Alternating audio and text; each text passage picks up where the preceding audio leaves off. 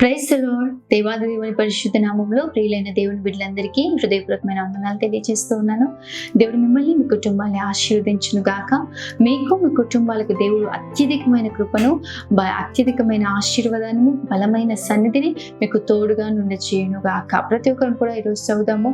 యెషయా గ్రంథము 43వ అధ్యాయము 4వ వచనము. నేను నిన్ను ప్రేమించుచున్నాను గనక నీకు ప్రతిగా మనుషుల్ని అప్పగించుచున్నాను. ఆమె ఒకసారి దగ్గరగా ఆమె అని చెప్పండి.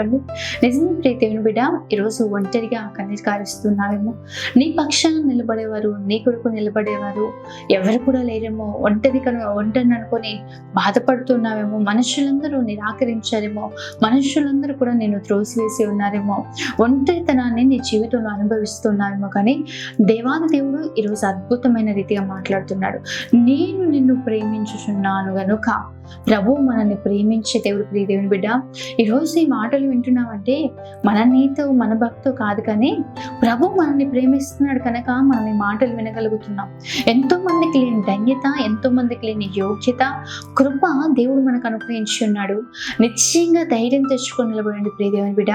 దేవుడు నిన్ను ప్రేమిస్తున్నాడు. ఎప్పుడు మనల్ని ప్రేమిస్తున్నాడంటే జగత్తు పునాది వేయబడక మునిపే ఆయన మనల్ని ప్రేమించిన దేవుడు. ఆయనకు మనం ఇంకా దూరస్తులుగా ఉండగానే, ఆయనకు మనము శత్రులమై ఉండగానే ప్రభు మనల్ని ప్రేమించాడు. నేనే మిమ్మల్ని ఏర్పరచుకున్నాను, మీరు నన్ను ఏర్పరచుకోలేదని ప్రభు మాట్లాడుతుంటాడు. ఈరోజు దేవుడు తన ప్రేమను మన ఎడల వెల్లడిపరిచాడు కాబట్టే మనం ఆయనను ప్రేమించగలుగుతున్నాం. అంతే తప్ప మనం ప్రేమిస్తే దేవుడు ప్రేమిస్తున్నాడు అనుకోవడం చాలా తప్పు. దేవుడు మనల్ని ప్రేమించి ఉన్నాడు. మొదటిగా దేవుడు తన ప్రేమను కనపరిచి ఉన్నాడు. అయితే ఈరోజు ఎవ్వరూ నేను ప్రేమించేవారు లేరేమో, అందరూ కూడా వ్యతిరేకంగా లేచారేమో. ప్రభు నీతో మాట్లాడుతున్నాడు. నేను నిన్ను ప్రేమిస్తున్నాను కనుక నేను ఏం చేస్తాను తెలుసా, నీకు ప్రతిగా మనుషుల్ని అప్పగిస్తాను. ఆమెన్. ఒకసారి బిగ్గరగా చెప్పండి, ఆమెన్. ప్రభువు నీకు ప్రతిగా మనుషుల్ని అప్పగించబోతున్నాడు. ఆయన నిన్ను ప్రేమిస్తున్నాడు కాబట్టి మనుషుల్ని దేవుడు నీకు అప్పగించబోతున్నాడు. యెషయా గ్రంథము 60వ అధ్యాయము 22వ వచనం చూసినట్లయితే, అతడు వారిలో ఒంటరి అయిన వాడు 1000 మంది అగును, ఎన్నిక లేని వాడు బలమైన జనమగును. ఈరోజు ఒంటరి చేయబడ్డావా? ఎన్నిక లేని వాడిగా ఉన్నావా? తృణీకరింపబడిన అనుభవంలో ఉన్నావా? ప్రభు నీతో మాట్లాడుతున్నాడు ప్రియ దేవుని బిడ్డ. దేవుని పక్షాన నువ్వు నిలబడు.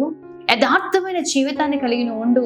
యోసేపు ఒంటరి చేయబడ్డాడు, ఐగుప్తులో ఒంటరిగా ఉన్నాడు. కానీ యోసేపు పట్ల దేవుడు కలిగిన ప్రణాళికను బట్టి, యోసేపు జీవిస్తున్న జీవిత విధానాన్ని బట్టి, యథార్థమైన భక్తిని బట్టి దేవుడు ఒంటరి అయిన యోసేపును ఐగుప్తులో బహుగా హెచ్చించినట్లుగా మనం చూస్తూ ఉన్నాం. అదేవిధంగా న్యాయాధిపతి గ్రంథంలో యెఫ్తా అనే ఒక వ్యక్తి మనకు కనిపిస్తూ ఉంటాడు.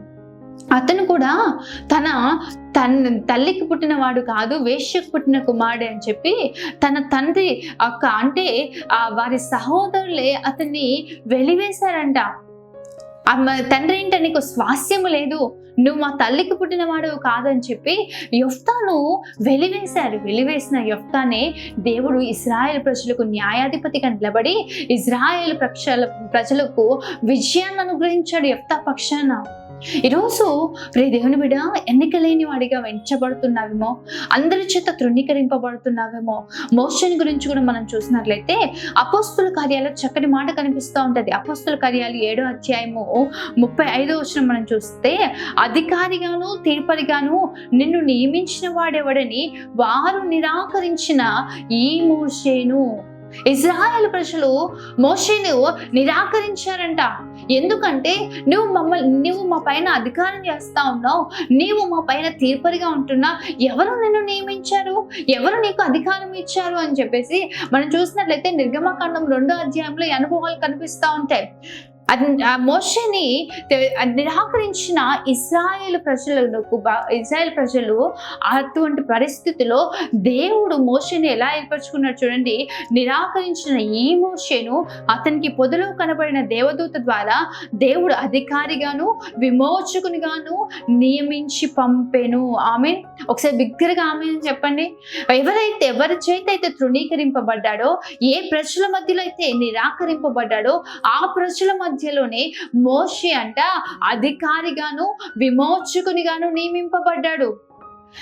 ఏ ప్రజలైతే నువ్వు మాకు అధికారివా, నీకు ఏం అధికారం ఉందని మా మీద ఇలా చేస్తా ఉన్నా, ఎవరు నిన్ను నియమించారని ఎవరైతే నిరాకరించారో ఆ ప్రజలకు ఎవరి ద్వారా విమోచన కలిగింది, ఎవరి ద్వారా విడుదల పొందుకున్నారు, ఎవరి ద్వారా ఐగుప్తు బానిసత్వంలో నుంచి విడుదల పొందుకోగలిగారంటే ఆ మోషే ద్వారానే.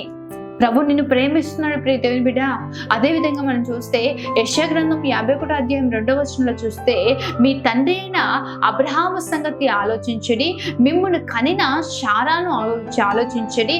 అతడు ఒంటరి అయి ఉండగా నేను అతన్ని పిలిచి తిని అతన్ని ఆశీర్వదించి పెక్కుమంది అగునట్లుగా చేసి తిని. ఆమె దేవుడు అబ్రహామును గురించి అద్భుతమైన రీతిగా మాట్లాడుతూ ఉన్నాడు.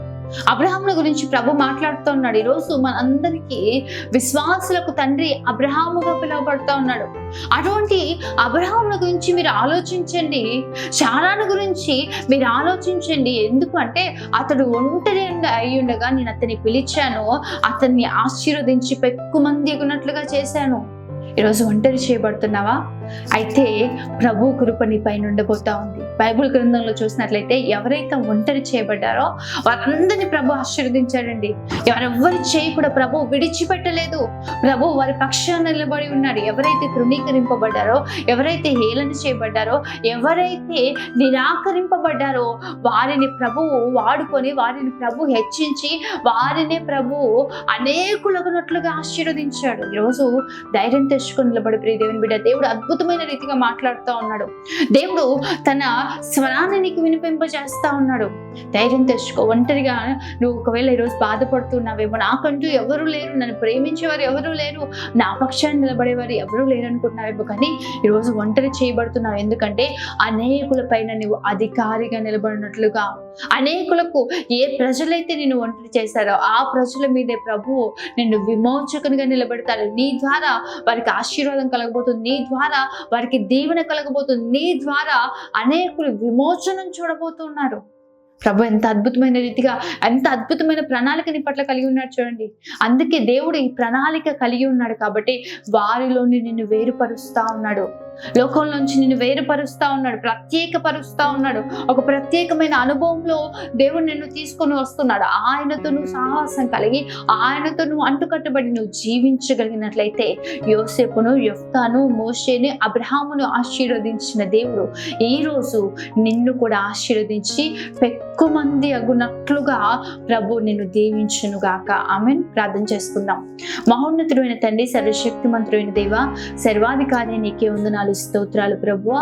ఈ ఉదయకాలం అద్భుతమైన రీతిగా మీరు మాతో మాట్లాడిన ప్రతి మాటను బట్టి స్తోత్రాలు ప్రభువా.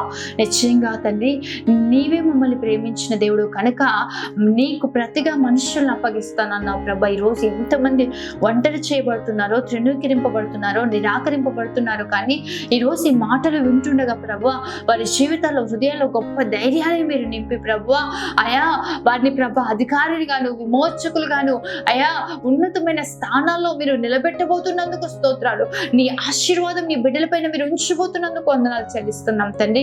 కృప చూపించండి, కృపతో బిడ్డల్ని జ్ఞాపకం చేసుకుని ప్రభు ఈ సెప్టెంబర్ మాసం అంతా మీరు మమ్మల్ని నడిపించిన రీతిని బట్టి స్తోత్రాలు చెల్లిస్తూ ఉన్నాం తండ్రి. ఈ మాసం అంతా మీరు మా పట్ల చూపించిన కృపను బట్టి వందనాలు. నూతన మాసం నూతన కృపల చేత, నూతన ఆశీర్వాదాల చేత, అయా నీ ఆలోచన చేత బిడ్డలు మీరు నడిపించమని, నీ సన్నిధిని తోడుగా చేయమని యేసు పరిశుద్ధ నామములో అడిగి వేడుకుంటూ ఉన్నాను తండ్రి.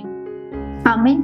దేవుడు మిమ్మల్ని, మీ కుటుంబాన్ని ఆశీర్వదించి బహుగా హెచ్చించును గాక. ఆమేన్. God bless you.